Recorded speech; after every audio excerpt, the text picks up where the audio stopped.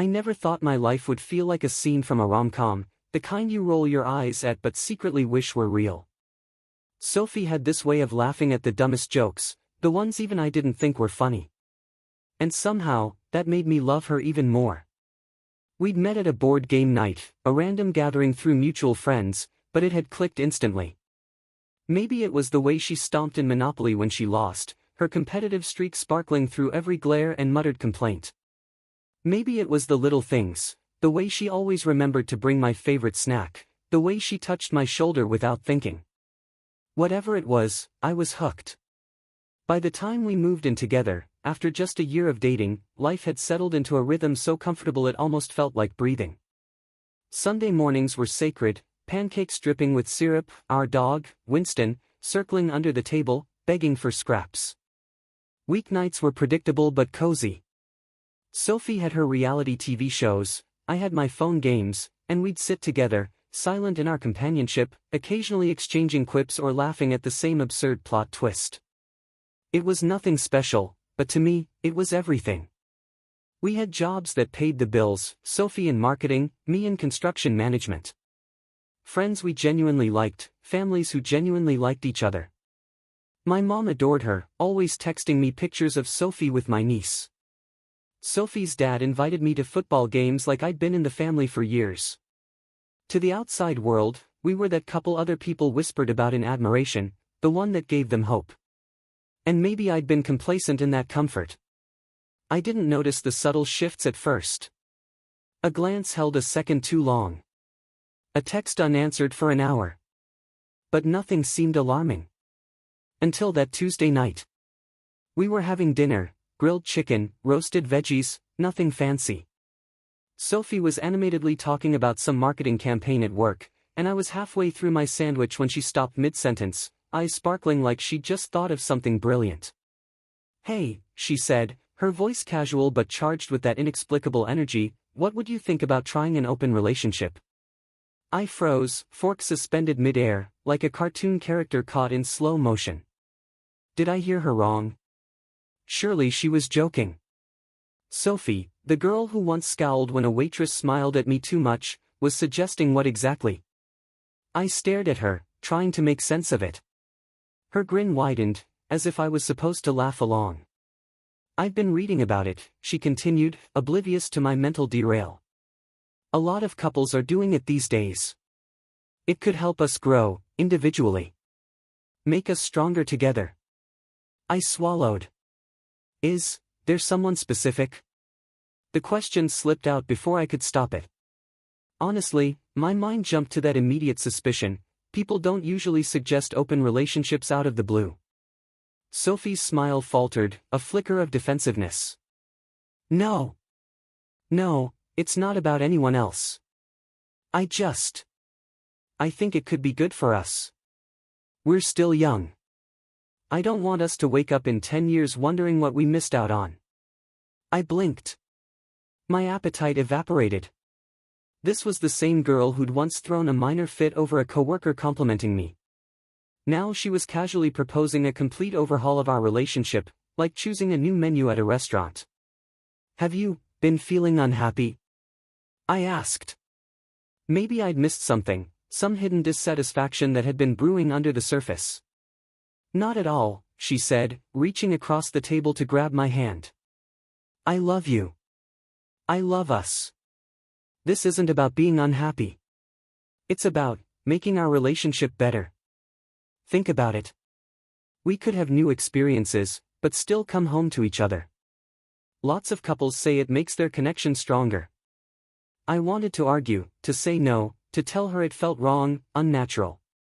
But her eyes, so eager and pleading, made it impossible. It wasn't a request, it was a declaration. I knew it, even as I tried to tell myself I had a choice. "Are you sure you're okay with this?" she asked, concern painted all over her face. I nodded, forcing a tight smile. "Yeah, okay. If you think it'll be good for us, we can try it." The moment the words left my mouth, I felt it, the shift, subtle but unmistakable. Something in our relationship had changed irrevocably. I was already losing her. The night carried on like nothing happened. We watched TV, laughed at predictable jokes, shared slices of leftover pizza. But my mind was a whirlwind, spinning through fear, confusion, and a gnawing sense of betrayal. Sophie, meanwhile, glowed with excitement, already imagining dating profiles, rules, and boundaries. Every detail she spoke about, she had clearly rehearsed, and I realized with sinking dread that I'd just signed up for a world I didn't understand. When we finally went to bed, I lay awake, watching her sleep beside me. She looked peaceful, serene. I felt suffocated by my own thoughts. What if she met someone she liked more? What if I couldn't handle this? What if this was the beginning of the end? The questions had no answers. And I knew, deep down, I'd crossed a line I couldn't uncross, not yet, not ever. The next morning, Sophie was already in the kitchen, humming a tune that made me both comforted and uneasy at the same time. She looked impossibly radiant, hair tied in a loose bun, oversized sweater slipping off one shoulder, hands busy with a cup of coffee. The sunlight caught in her hair, making it glow like strands of gold. I wanted to reach out and touch her, to feel the safety I once took for granted, but the memory of her suggestion the night before kept me frozen, paralyzed.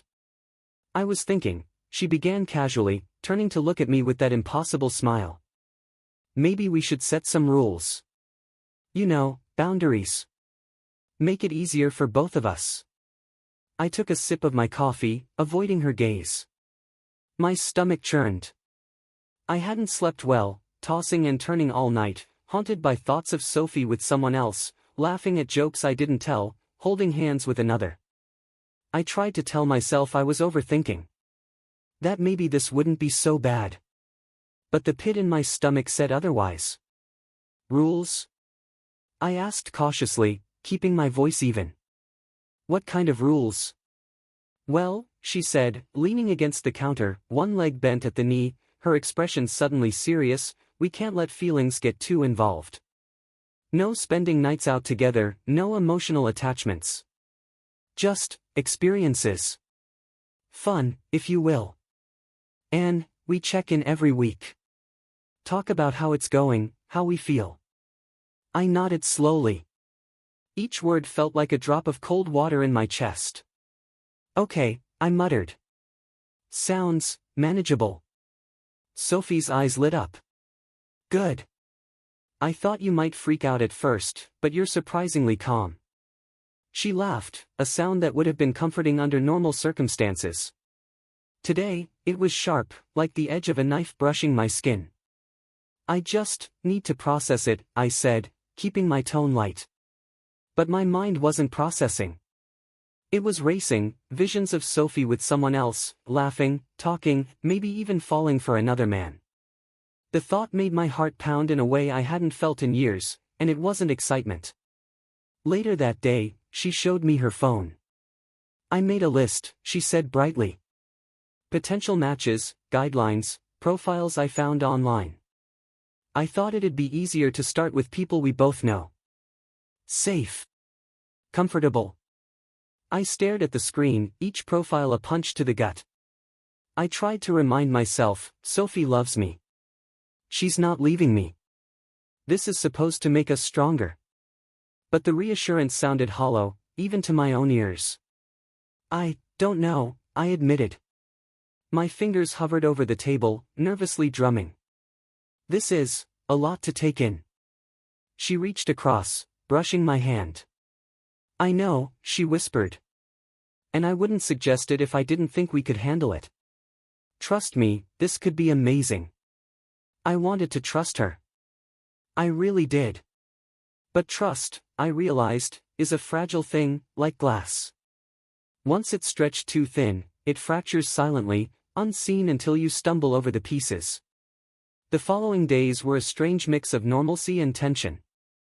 Sophie carried on with our routines, work, dinner, dog walks, but there was an unspoken electricity, a charged energy that kept me on edge.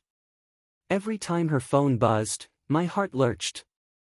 Every time she smiled at a message, my stomach sank. I caught myself checking her social media obsessively, scrolling through likes, comments, subtle interactions with men I didn't know. The paranoia was exhausting, and yet, I couldn't stop. Each notification felt like a test I was destined to fail. And then it happened. Sophie came home one evening, a little flustered, cheeks flushed. I met someone today, she admitted, trying to sound casual. My stomach dropped. Oh? My voice was steadier than I felt. Anne. Her fingers twisted nervously around the hem of her sweater. We just talked. Coffee. That's it. But I liked him. He's interesting. Smart. Funny. You'd like him. I nodded slowly, trying to keep my expression neutral. My heart pounded so violently it was almost painful. She didn't notice my panic, or she chose not to. That's okay, I said, forcing a smile. I want you to be happy. She kissed my cheek, oblivious to the storm raging inside me. I know you do. And it's just part of the process. You'll see. It'll be fun. I wanted to scream. I wanted to pull her close and never let go. I wanted to cry, to beg, to stop her from stepping into this unknown. But I didn't. I nodded, swallowed the lump in my throat and said nothing. Because deep down, I realized, this wasn't just her experiment. It was a test. A test of how much I could endure before breaking. And in that moment, I understood something terrifying about myself. I would endure. I would endure it all, quietly, because love had a weight, and I was already buried beneath it. That night, I lay awake, staring at the ceiling, listening to Sophie's soft breathing. I pictured her with another man, her laughter filling a room I wasn't in. I imagined their hands brushing, their lips meeting, and I felt my chest tighten in a way that left me breathless. And yet, despite it all, I loved her. Loved her enough to let her go into this experiment. Loved her enough to pretend I was okay. Loved her enough to lie to myself that this could strengthen us. I knew then that my life had irrevocably changed. I didn't know how or when the cracks would show, but they were already forming. Small, invisible fractures that might one day shatter everything I thought I knew about love, trust, and the person lying next to me. And still, I waited. A week passed in a haze of uncertainty and quiet dread. Sophie acted as if everything was normal. She cooked dinner, laughed at my bad jokes, even held my hand during our late-night walks. But beneath the surface, something had shifted. I could feel it. An invisible line had been drawn, and we were walking along it with care, trying not to fall. Then came the first real test. Sophie suggested meeting him for coffee. She made it sound casual, almost innocent. Just a friendly meetup, she said, brushing back a loose strand of hair. No pressure, no expectations. Just talking. My throat tightened. I wanted to scream no, to demand she cancel, to insist that some lines were not meant to be crossed. But I didn't. I nodded, forced a smile, and whispered, okay. The moment she left, I felt hollow. I wandered the apartment like a ghost, unable to focus on anything. The silence was deafening, and every tick of the clock reminded me of the minutes she was with someone else. Someone who might be laughing at her jokes, brushing her hand, looking at her the way I used to hope someone would look at me. Hours passed. I tried to distract myself with work, scrolling through emails, scrolling through social media, anything to keep my mind occupied. But every notification made my heart jump. Every message I imagined her receiving made my stomach twist. Then she came back. Her eyes were bright, cheeks flushed, lips slightly parted from laughing. She looked radiant, more alive than she had in months. And in that moment, I realized something: the Sophie I loved wasn't mine alone anymore. She was shared, even if only temporarily, and it hurt in ways I hadn't anticipated. How was it? I asked, trying to keep my tone neutral.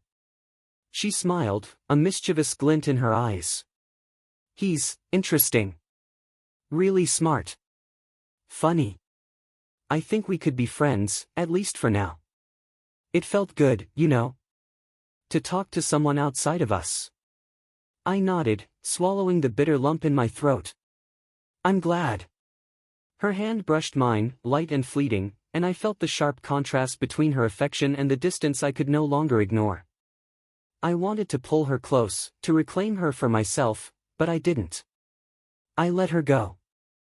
I let her smile and laugh and exist in a world where I wasn't always the center. That night, I lay awake again, memories of her coffee date replaying in my mind. I imagined him leaning closer, hearing her laugh, seeing her eyes light up. And I hated myself for imagining it, for feeling jealousy so fierce it burned through my chest. But the truth was undeniable, I was jealous. I was terrified. I was losing her, even as she remained by my side. Days blurred into a strange rhythm.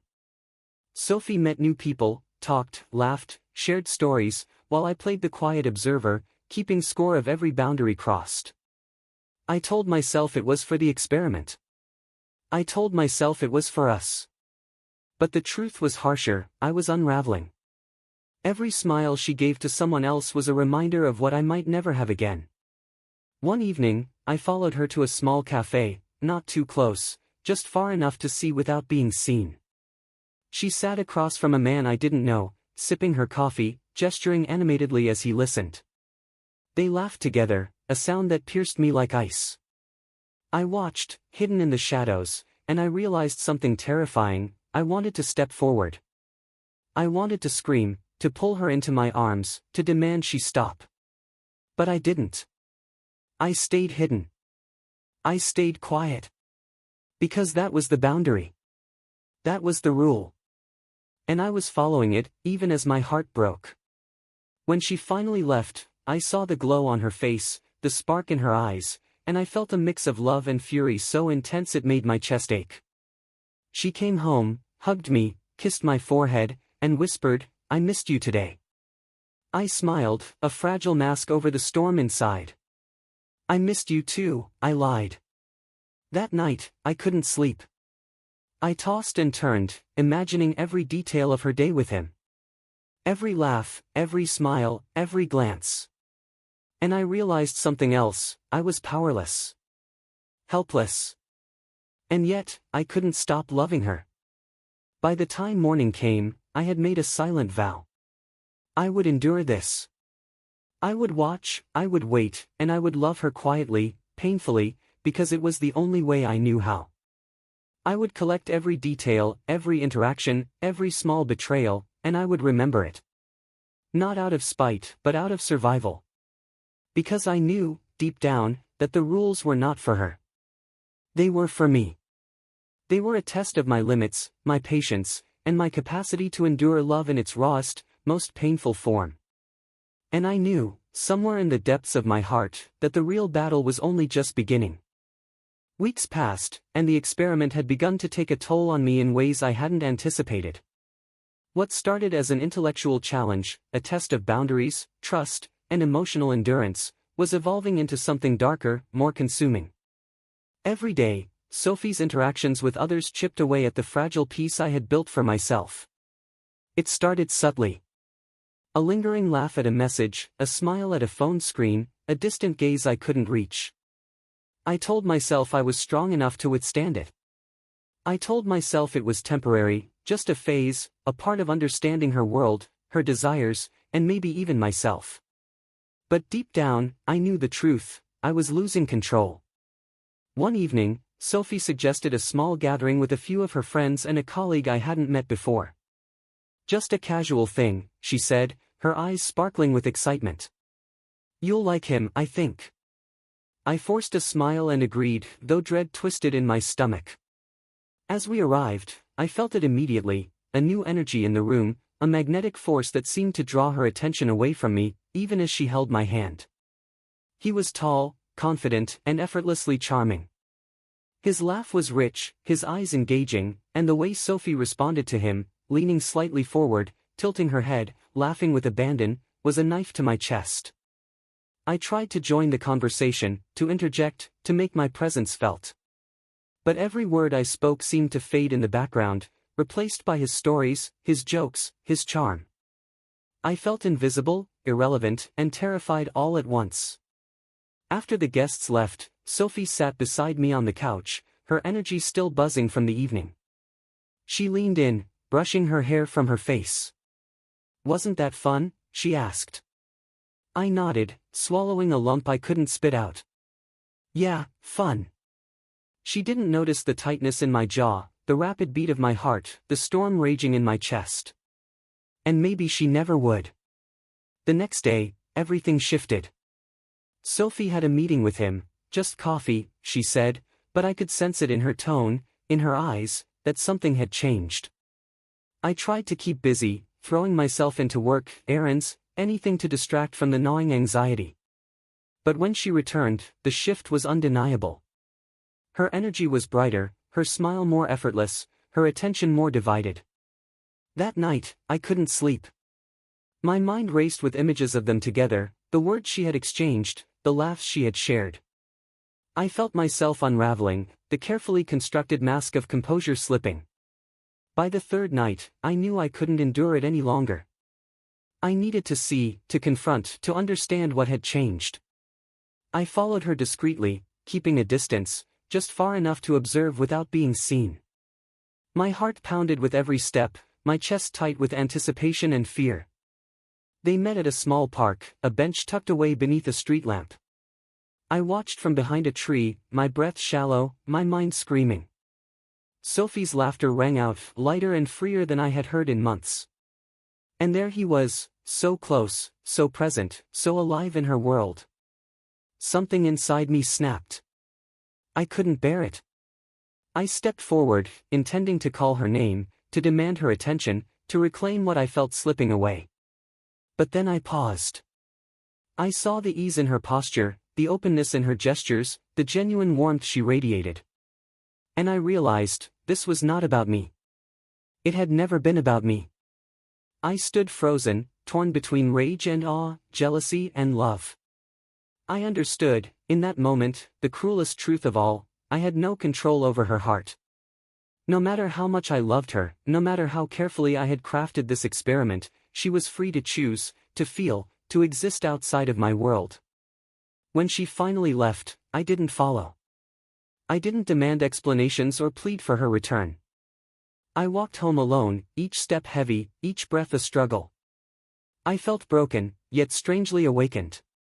The experiment had reached its breaking point, but so had I.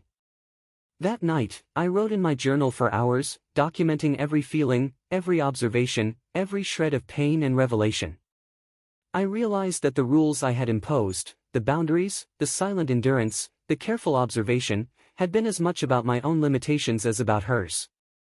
I had underestimated the power of desire, the complexity of human connection, the inevitability of emotional evolution. By dawn, I understood something crucial: the real lesson was not about controlling her, or testing her, or proving my endurance. The lesson was about me, about my capacity for love, for patience, for acceptance, and for letting go. And as Sophie stirred awake, unaware of the emotional maelstrom I had survived, I made a silent vow. I would continue, yes, but not as a test or an experiment.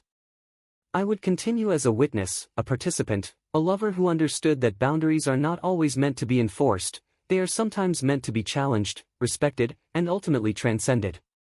The breaking point had passed, leaving me raw, aware, and painfully alive. And I knew that the next chapter, the one that would decide everything, was just beginning. After that night in the park, I felt a strange stillness settle over me. It wasn't peace, not yet, but a sort of suspended tension, like standing at the edge of a cliff, feeling both vertigo and clarity at the same time. I returned to our apartment with a hollow weight in my chest, yet a subtle, unspoken understanding of what was happening between us, even if neither of us voiced it.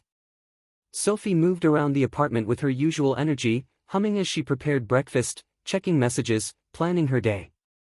Her presence was a constant reminder of the freedom I had glimpsed in her interactions with him, yet I no longer felt compelled to chase or question it. I had learned to observe without interference, to feel without suffocating. That was the first stage of the quiet reckoning: acceptance, not complacency. Work offered me an escape, but it no longer distracted me in the same way. Every spreadsheet, email, and phone call felt mechanical, hollow, as though my mind was elsewhere, piecing together fragments of emotions I hadn't fully understood before. I realized that this experiment, this test of endurance and desire, had exposed a side of myself I had long ignored: vulnerability, fragility, and a desperate craving for validation. The following days passed in a blur of routine and introspection. I noticed the small ways Sophie still interacted with me, moments that had once seemed ordinary but now carried profound significance. The way she poured coffee just the way I liked it. The way she left a note on the fridge with a playful doodle. The soft brush of her hand as she handed me a book she thought I'd enjoy. Each gesture, simple yet intentional, reminded me that connection was never about control, it was about recognition, presence, and shared understanding. I began responding differently, not with demands or questions, but with subtle attentiveness, a quiet demonstration that I was present, engaged, and capable of patience. One evening, she sat on the couch beside me, scrolling through her phone, and I noticed her posture shift, the familiar tilt of her head, a subtle sigh. I didn't ask what was wrong, I simply reached for her hand. She looked at me, surprised, and then smiled, squeezing my fingers gently. In that moment, no words were necessary. The quiet acknowledgement of presence became our new language. Yet, the memory of him, the man in the park, lingered. I couldn't erase it, nor did I want to. The quiet reckoning wasn't about forgetting, it was about integrating. I had to reconcile the jealousy, the fear, and the longing with the love and respect I felt for Sophie. I had to learn that emotional turbulence was not a threat to connection but a mirror reflecting my own insecurities and desires. One night, I found myself writing again, journaling not just observations but reflections, confessions, and insights. I wrote about fear, anger, and loneliness.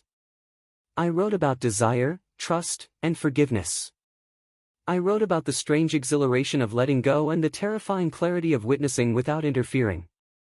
Sophie, curious about my late-night writing, asked if she could read it. I hesitated, then nodded. She sat beside me on the bed, reading silently. When she finished, she looked up with a mixture of amusement, tenderness, and something I hadn't seen before: admiration. "You've changed," she said softly.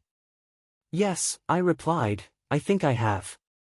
She didn't question or challenge, she simply nodded, resting her head briefly on my shoulder. That small gesture spoke volumes. We had crossed a threshold, not together in the traditional sense, but together in understanding. Our connection had deepened not through confrontation or resolution, but through the quiet endurance of mutual awareness and respect. The following week, I began noticing other subtle shifts. Sophie seemed less distracted by external interactions, more present in our shared moments. She laughed at my jokes with a warmth I hadn't realized I'd missed. She shared stories about her day, pausing to ask my opinion, genuinely seeking my perspective. I understood then that the quiet reckoning was not about restoring the old equilibrium but about establishing a new one built on awareness, patience, and acceptance. I had learned that love could coexist with freedom, that intimacy did not require possession, and that true connection demanded both vulnerability and restraint. By the 10th day after the park incident, I felt an unexpected clarity. I no longer feared loss, nor did I cling to her attention. Instead, I felt a profound sense of respect, for her choices, for my own emotions, and for the unpredictable nature of desire. I realized that the real experiment had been on myself all along. Sophie, sensing the subtle shift in me, responded in kind. She began initiating small rituals of connection, preparing tea just as I liked it, leaving little notes of affection, and even suggesting quiet walks in the evenings. These gestures, though modest, became profound symbols of mutual respect and care. One night, as we walked along the empty streets, the city lights reflecting in puddles from a recent rain, Sophie looked at me and said, "I feel different with you now. Somehow, closer, more real." I smiled, feeling the weight of everything we had endured, the jealousy, the tension, the quiet suffering, condense into a single, shimmering truth: growth often comes not through confrontation but through patience, observation, and the willingness to endure discomfort without losing oneself. That night, I finally allowed myself to rest, to release the tension I had carried for weeks.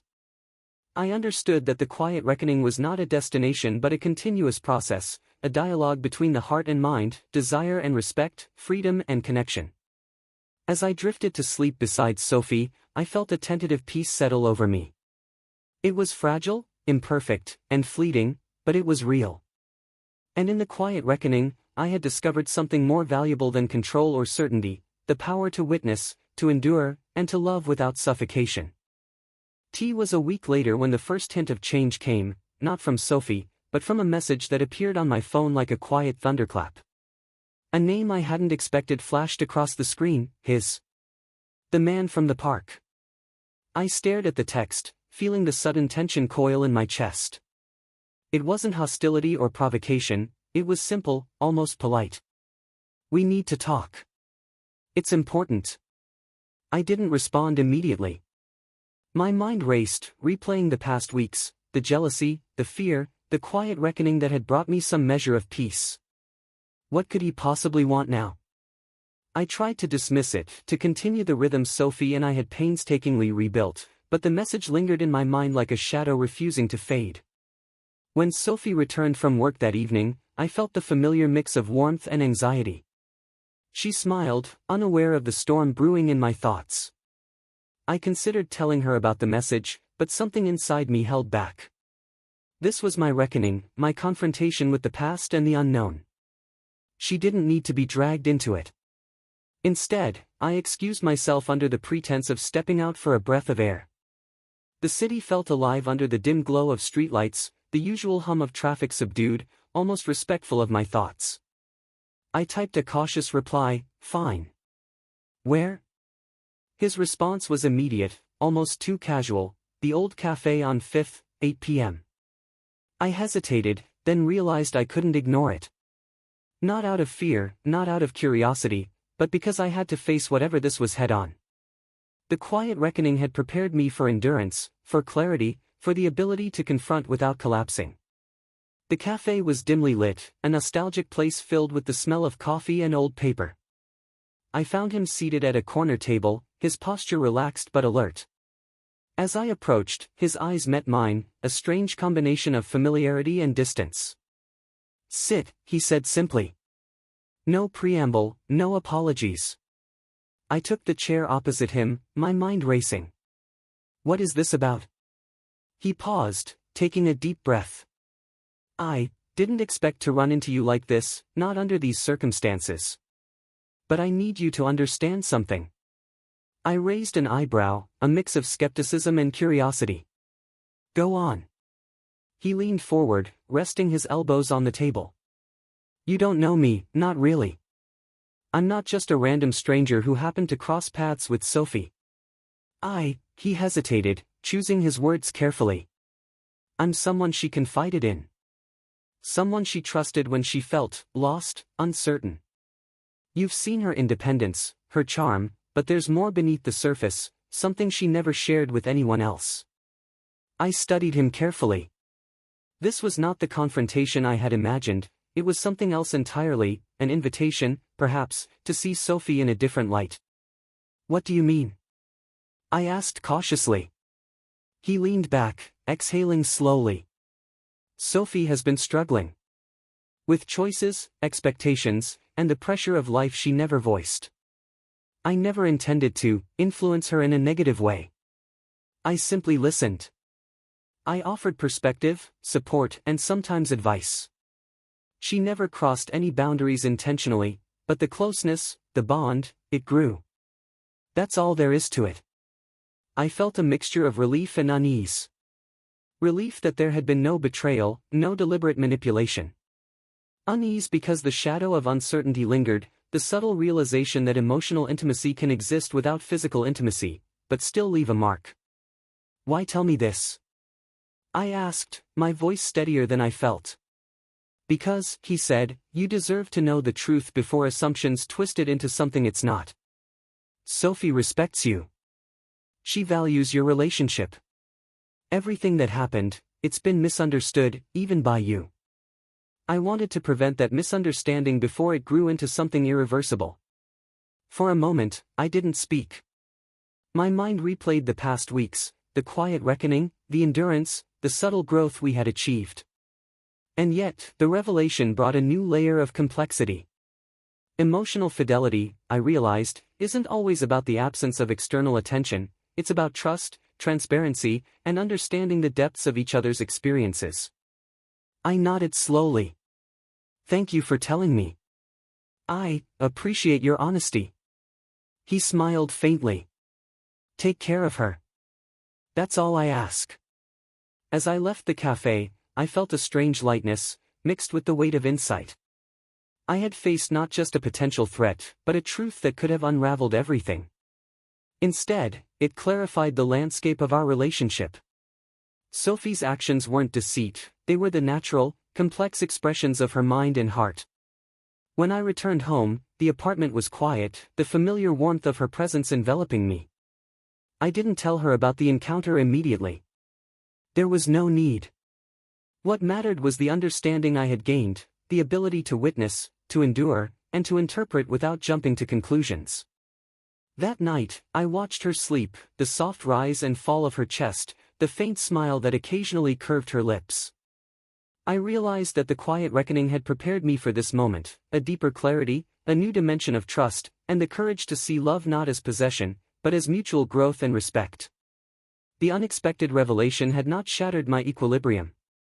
Instead, it reinforced it, adding layers of understanding and patience. I knew now that relationships weren't about controlling each other's actions, they were about navigating complexities together, with openness, honesty, and resilience. As I lay beside her, I felt a renewed sense of commitment, not born from fear or jealousy, but from clarity. The past had been a lesson, the quiet reckoning a crucible, and this revelation a confirmation. We were not perfect, but we were real, capable of facing uncertainty, embracing honesty, and growing together. I drifted into sleep with a sense of purpose and a subtle thrill of anticipation. The journey wasn't over. There were still challenges, still tests, still moments of doubt. But now, I understood the framework: observe, endure, reflect, and connect. The unexpected revelation was not an ending, it was a doorway into a deeper, more honest chapter of our lives. The next morning, sunlight spilled through the blinds, cutting across the floor in sharp lines. I sat on the edge of the bed, watching Sophie stretch and yawn, her hair falling like a cascade of copper in the golden light. The encounter at the cafe still hummed in my mind, like a hidden current beneath calm waters. I realized then that clarity is not a sudden illumination, it's a slow dawn. Sophie noticed my quietness and tilted her head. "You've been distant," she said, her voice soft, cautious. There was no accusation in it, only curiosity. I smiled faintly, feeling the weight of the past week settle into perspective. "Just thinking," I replied. "About us. About everything we've been through." She moved closer, settling beside me. And I realized something," I said, choosing each word carefully. "Love isn't about control. It isn't about jealousy, suspicion, or even proof. It's about trust, patience, and understanding the complexity of another human being. I think we've been tested, but not in the way I expected. The real test wasn't external, it was inside us, how we faced fear, doubt, and truth." She reached for my hand, her fingers intertwining with mine. "I was afraid you'd leave," she admitted quietly. "I didn't mean to make things complicated. I never wanted anyone else. But I was lost in my own thoughts, my own fears. I think I needed someone to hear me without judgment, and I found that in him. But nothing happened. It was just words, guidance, presence. Not betrayal." I nodded, feeling the tension dissolve. "I know. And that's why what I learned yesterday, it mattered. Because it showed me the truth, stripped of assumptions. You were honest in ways I hadn't recognized before. And now, I can see you fully, not through the lens of suspicion, but through understanding." There was a silence between us, a comfortable pause, filled with unspoken acknowledgement. I realized that all the turbulence, the quiet reckoning, the doubts, and the fears had led us here, to a new clarity, a deeper connection. You've grown, Sophie said softly, almost in awe. More than I realized. Stronger, calmer, wiser. And you too, I replied. I think that's the paradox of relationships. We grow not by controlling each other, but by confronting uncertainty, embracing honesty, and allowing each other to exist fully, even when it's uncomfortable. I stood and walked to the window, watching the city awaken beneath the morning sun. The streets, the buildings, the people moving in synchronized chaos, it was all a metaphor. Life is messy, unpredictable, and sometimes painful. Yet within that chaos, clarity can emerge if we endure, reflect, and choose to act with integrity. Sophie joined me, leaning her head against my shoulder. So, what now? I smiled, feeling a sense of purpose and lightness. Now, we move forward. Not erasing the past, but carrying its lessons. We continue, aware that love isn't static. It's fluid, demanding patience, honesty, and courage. We spoke for hours, sharing our fears, our hopes, and our aspirations. Every word, every confession, felt like cementing a bridge across the void that doubt had once created. We laughed, we reminisced, and we acknowledged the subtle truths that had once threatened to unravel us. Later, as the sun dipped toward the horizon, casting long shadows across the apartment, I reflected on the journey we had taken. The quiet reckoning, the confrontation with betrayal, or the illusion of it, had transformed me. I understood now that pain and uncertainty are not enemies, they are teachers. The ability to endure without losing oneself, to observe without jumping to conclusions, and to choose clarity over anger, this was the true mastery. I thought of the man from the cafe, the unexpected messenger of truth. He had not interfered, yet his honesty had illuminated the path. Sometimes, I realized, resolution doesn't come from confrontation alone, it comes from perception, understanding, and the courage to embrace reality without distortion. Sophie looked at me, her eyes reflecting a mixture of gratitude and curiosity. Do you regret anything? I shook my head. No. Every moment, every doubt, every quiet reckoning, it led us here. And here is enough. We're stronger, more aware, and more connected than before. Regret would only obscure the clarity we've gained. She smiled, a quiet, serene smile that carried relief and trust. I'm glad we endured it together. As night settled over the city, I realized that life is a sequence of challenges, some dramatic, some subtle, but the true essence of any relationship lies in navigating them with integrity. Betrayal, doubt, and fear are tests, not punishments. The outcome is not predetermined, it depends on patience, empathy, and the willingness to see beyond appearances. I felt a profound gratitude, not just for Sophie, but for the journey itself. The trials had honed my perspective, deepened my empathy, and solidified my understanding of love as an active, conscious choice rather than a passive state. Finally, I held her close, feeling the rhythm of her heartbeat, steady and true. We're ready, I whispered. Ready for whatever comes next, together. And in that moment, the past, the doubts, and the shadows of fear dissolved. What remained was clarity, resilience, and the quiet, unwavering promise of trust. Life would continue with its uncertainties, but we were prepared, not because challenges would cease, but because we had learned the art of enduring them together, with honesty, insight, and love. The philosophical closure was not a grand gesture or a dramatic confrontation. It was subtle, internal, and infinitely more powerful, the realization that love is a journey of shared understanding, patience, and moral courage, and that sometimes, the greatest wisdom comes not from avoiding pain, but from navigating it with grace. As we sat together, watching the lights of the city twinkle in the distance, I knew one truth with unwavering certainty: the quiet reckoning had ended, but the journey had only deepened. And that was enough.